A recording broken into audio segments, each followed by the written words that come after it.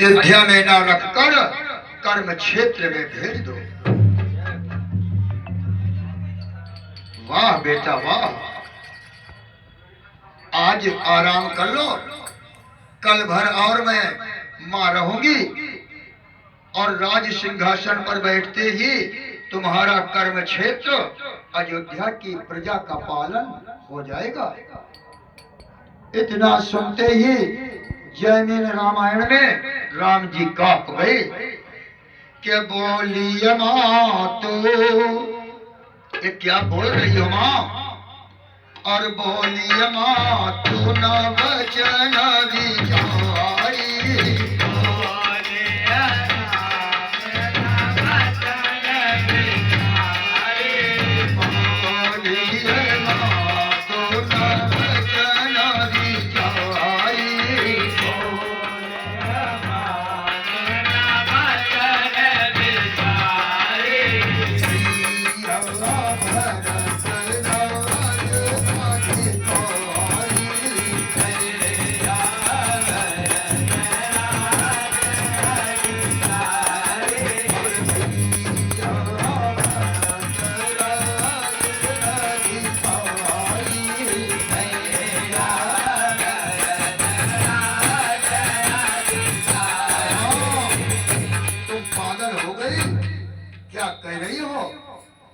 रघुकुल रीति यही चली आई, प्राण जाहि पर वचन न जाई।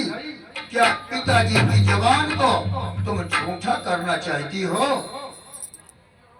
तब तो के गई दंग। क्यों? राज परंपरा के अनुसार तुम बड़े बेटे हो, अयोध्या का राज्य तुमको मिलना चाहिए ना मां? ना, ये तो कलयुग के वैश्यों की कहानी रचना चाहती हो। जब वो पेड़ पर चढ़ जाए, अटक जाए, तो निवेदन करेगा गंगा मैया मैं भंडारा करूंगा, मुझे नीचे आ जाने दो। और जब और नीचे आ जाए तो बोले मैया भंडारा नहीं, केवल स्नान कर लूंगा। और उतर आए तो बोले भाड़ में जाओ मैया, अब मैं नहीं आऊंगा। क्यों ना जाए तो वहां ठंडी में मरने जाऊं? नहीं मां, हमारे पिताजी ने तुम्हारे पिताश्री को वचन दिया है, वो वचन पूरा करने के लिए राजगद्दी के अधिकारी भरत भैया हैं। राम तुम क्या जानो मेरे पिताजी को? बोले मां याद करो, पिताजी ने कहा था अवधपुरी अभिषिक्त हो के कई का युवराज। क्या उसे मिथ्या कराओगी? के कई दंग। राम ये तुम कैसे जान गए? बोले मां मैं तो ये भी जानता हूं। मुस्कुरा कर, जब हमारे पिताश्री समस्त राज्यों पर कब्जा कर लिए, तब तुम्हारे देश पर चढ़ाई किए पिताश्री। तुम्हारे पिताजी हार गए समझो, शिगरी सेना मर गई। तब तुम्हारे पिता के कहे महाराज घर आए, भोजन पानी का त्याग कर लेट गए। तुम गई कि चलो पिताजी भोजन प्रसाद पाओ। पिताजी ने कहा अब मुझे भोजन करने का अधिकार नहीं है। बेवकूफ हो, भोजन करने का अधिकार नहीं है। अब मैं भोजन क्या पाऊं? उस राजा को तो प्राण त्याग देना चाहिए जब जान ले कि मैं पराजित हो जाऊंगा। अब मैं भोजन नहीं पाऊंगा। बेटा तुमने पूछा पिताजी बात क्या है? आपको नाना जी ने बताया अयोध्या का राजा दशरथ हमारी समस्त फौज को मार दिया। हमारे केकई देश पर आज जिसे कश्मीर कहते हैं, ये केकई का मायका है। अब हमें मारकर वो इस राज्य पर काबिज हो जाएगा। अब अन्न खाने से क्या मतलब?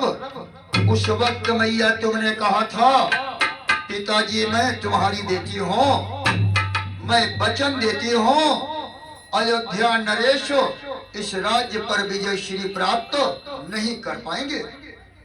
आपने कहा, तब नाना जी ने कहा, मुख से कहना बड़ा आसान है, दशरथ के धनुष की टंकार सुनकर बड़े बड़े दानव कांप जाते हैं, उनसे युद्ध करने की सामर्थ्य नहीं है।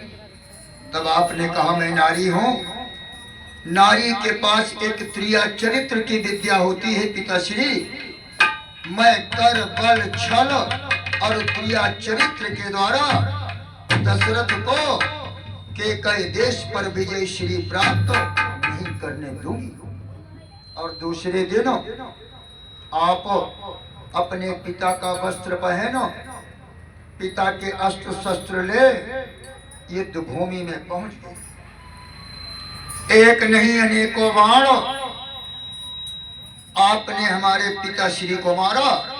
पिताश्री यूं कर देते आपके बाण का कोई असर नहीं। जब आपने 51 बाण मार दिया, तब हमारे पिताश्री खाली धनुष लेकर प्रत्यंचा चढ़ाकर टंकोर मारे और आप रथ से नीचे गिर गई। तब तो कैकेयी मैया चक्कर में आ गई। हाय हाय राम, ये तुम कहाँ देख लिए? ये तुमको किसने बताया? माँ इतने नहीं, तब आपने त्रिया चरित्र का सहारा लिया था।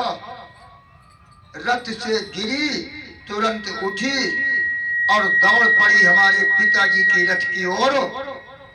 वहां जाकर आपने हाथ जोड़ करके कहा, आए महाराज, आपकी वीरता पर मेरा दिल आ गया, अब मैं आपसे ब्याह करूंगी।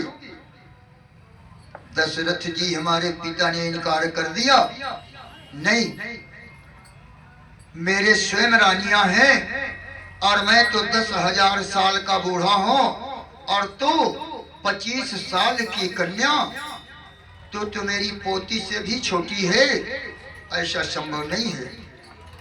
तुमने कहा अगर आप ब्याह नहीं करेंगे तो मैं कटारी मारकर मर जाऊंगी। तब पिताजी रथ से उतर कर नीचे आए, आपको समझाने लगे, बेटी, और मैं बूढ़ा हूं, तुम पागल हो गई, हमारी उम्र देखो, हमें देखो, शादी का नाम भूल जाओ।